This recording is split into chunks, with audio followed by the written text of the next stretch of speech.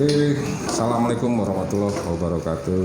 Apa kabar sahabat El Kapasa, para konten kreator yang ada di manapun saja Anda berada, baik yang ada di dunia nyata dan di dunia maya. Ya kan, harus jangan terlalu kaku kita jadi buat harus ini kontennya. fleksibel. Jadi seperti biasa kawan-kawan, guys, aku mau mengajak gitu kawan-kawan untuk menyikapi tentang peluang dan tantangan ini di masa depan, terutama di era milenial ya, di mana era milenial ini adalah mereka yang lahir di tahun keadilan 1981 sampai dengan tahun 2000. Ini adalah zaman-zamannya para kaum milenial yang bisa mengalahkan para pekerja, istilahnya mereka yang bergelut di dunia usaha yang ada di perusahaan besar di era digital gitu. Dan di sini saya sudah ada Bung Nasir. Kami kebetulan memang bagian dari organisasi Serikat Media Cyber Indonesia Provinsi Lampung. Saya selaku di bidang teknologi dan informasi, dan beliau Bung Nasir ada di bagian pengembangan dan tata usaha. Kayaknya ini agak ngecun ya Bung Nasir ya. Ini sebenarnya melihat peluangnya. Kalau menurut Bung Nasir ini seperti apa? Kalau terutama kita kan ada nih adik-adik yang memang masih muda, ya kan, masih muda, tapi mereka cenderung kayaknya ambil jalan pintas untuk membuat media sendiri.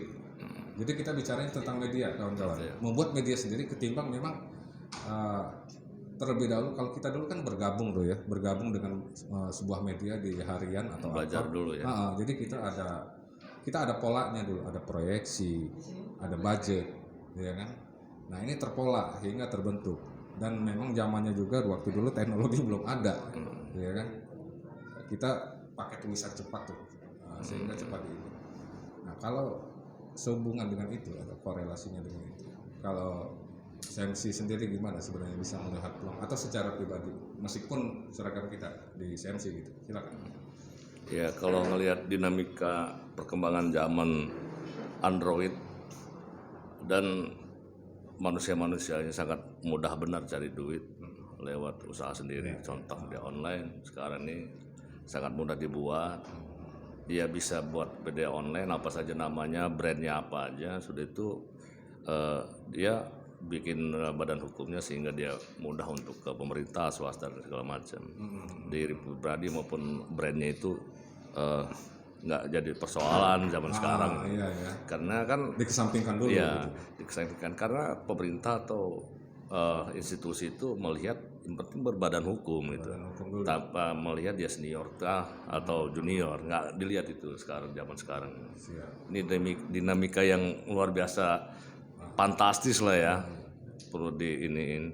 Jadi kalau saya lihat kita nggak perlu tanding siapa jadi juara siapa ini, kita berbuat aja sesuai dengan kemampuan kita. Kalau wadah ya pakai wadah bisa, pakai brand sendiri juga bisa gitu kan.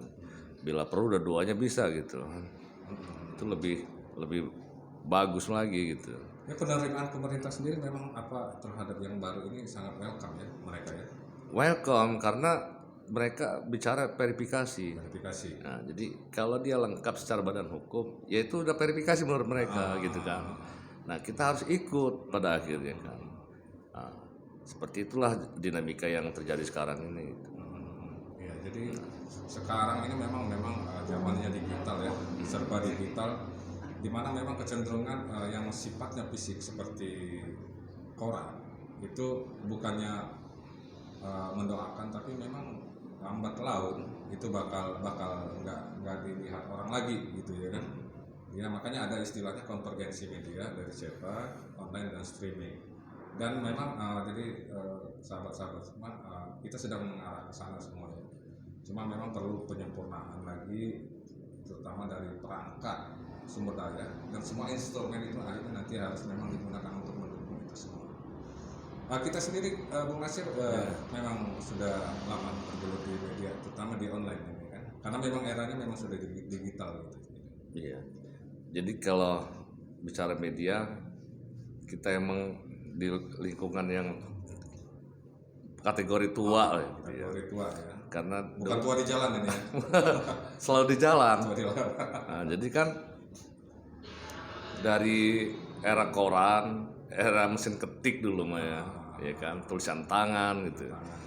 Itu sangat lebih sulit dibandingkan dengan zaman sekarang, yang main ketik-ketik itu jadi berita gitu kan. Dulu apalagi dulu kita disuruh kita buat apa namanya artikel dulu, dan artikel itu ditayangkan di satu media aja di Lampung ini namanya Lampung Pos. Kita sebut begitulah ya. Ya karena memang barometernya dulu Barometer ya Lampung Lampung Pos. Paling tua. Jadi kita susah bener dulu, apalagi mau cari duit di media gitu kan, karena aturan juga terlalu ini dulu kita ikut aturan bener gitu. Aturan benar.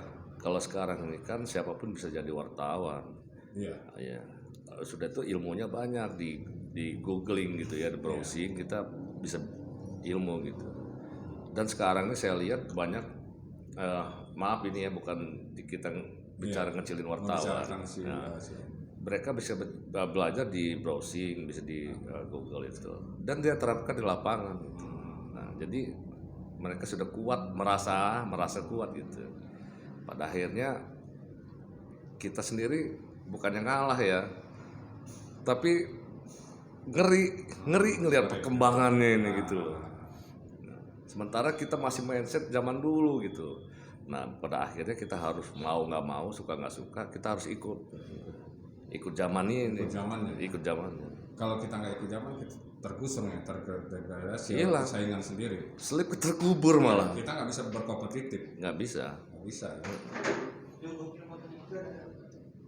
Ya. Jadi itulah kondisi yang terjadi sekarang ini. Sangat pesat benar soal apa namanya media ini kan. Terutama kalau untuk di provinsi mungkin masih mendingan ada sekitar 100 sekian media. Tapi ketika dia udah berbicara di daerah ini, saya punya data beberapa di salah satu kabupaten itu sampai di atas 500 media khusus online. Ini agak-agak gimana sebenarnya 500 media itu khusus online gitu ya. Tidak melibatkan yang cetak. Jadi sama seperti Pak LK yang ngomong tadi, saya pernah tanya rilis Kominfo, ternyata ratusan udah tembus. Luar biasa ya, di 2015 itu kayaknya Android ini baru loh. Baru.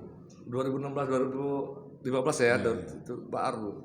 Sekarang 2021 sudah bisa segitunya media tumbuh. Kalau di 2015 itu mungkin hanya 3 mainstream, Radar, Lampung Pos. Kemudian untuk salah satu cikal bakal media online swasta, atau bukan swasta, tapi yang di luar grup adalah Saya Bumi ya. Yeah. Yang pertama kali disusul oleh Jejamo, kemudian beberapa media, tapi nggak nyampe 10 waktu itu, dan belum ramai. Tapi ya ketika kita bicara soal peluang tadi itu, karena memang eranya udah digitalisasi, jadi passion kawan-kawan juga ini ada mulai timbul ke sana, karena kebetulan mereka memang di media juga. Ayo loh, kenapa saya nggak berani? Sementara kita punya akses ke dalam. Yeah. Gitu.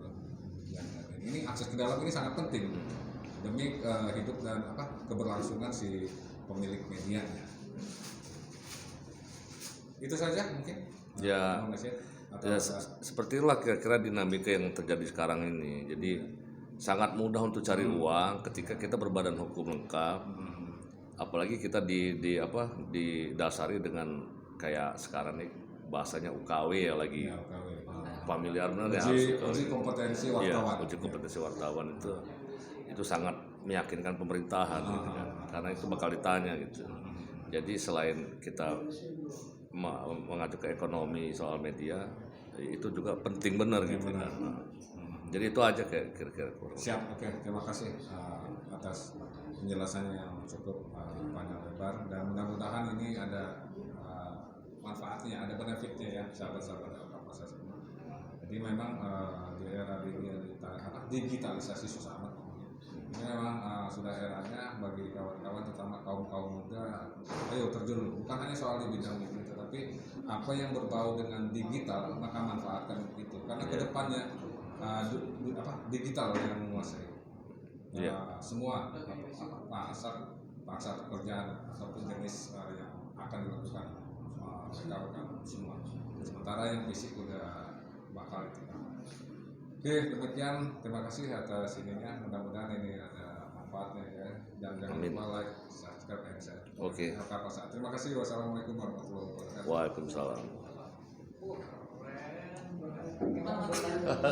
Nanti ini dia.